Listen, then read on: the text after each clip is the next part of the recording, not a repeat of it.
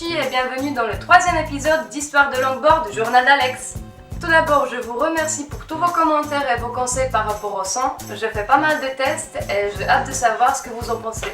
Après le premier épisode où je vous ai parlé de base du longboard et comment se lancer, beaucoup d'entre vous m'ont demandé de vous expliquer les premiers pas de dancing. Et maintenant, allons vraiment danser.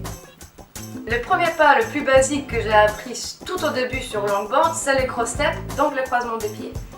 Mais il fait peur à pas mal de gens. C'est un trick composé de plusieurs étapes sur lesquelles on va se concentrer. Première étape. Pour faire ce trick, il est essentiel de changer votre habitude. Le poids qu'il est en général sur la jambe avant, vous transférez sur la jambe arrière, ce qui vous permet le déplacement de votre jambe avant vers la jambe arrière.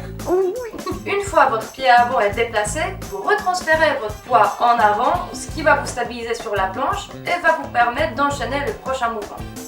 Dans la deuxième étape, les choses se compliquent, mais ça ne sera pas le cas si vous faites les choses comme il faut.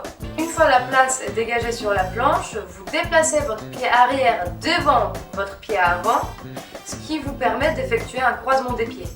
Par contre, évitez de faire un trop grand croisement, car la troisième étape sera impossible de réaliser.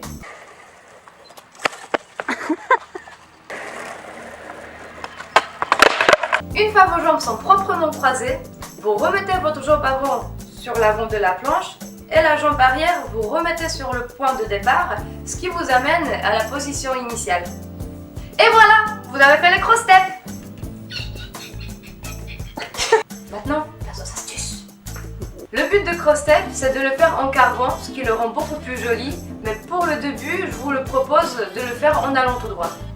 Donc pour vos premiers entraînements, je vous conseille de rester et de se concentrer sur la ligne du milieu de votre planche. L'effet de rester au milieu vous permet de garder l'équilibre et de se concentrer plus facilement sur vos mouvements.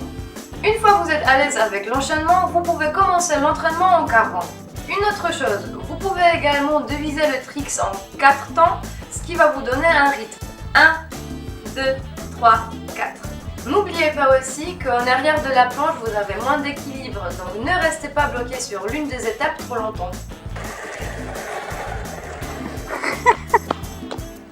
On est arrivé à la fin, merci beaucoup et j'espère que ça vous a plu. N'oubliez pas aussi que moi un jour j'étais aussi une débutante, donc j'ai passé plein de galères pour apprendre beaucoup de choses.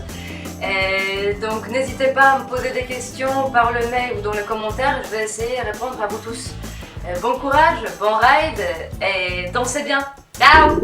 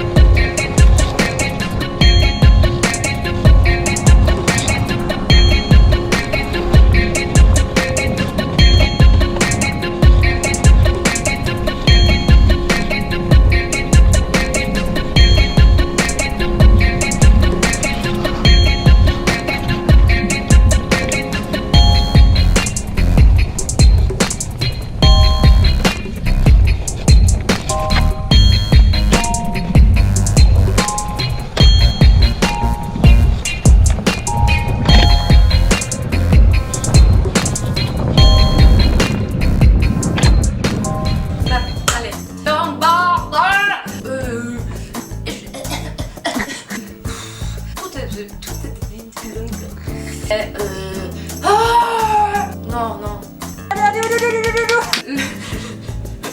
C'est tout, tu après. Composer.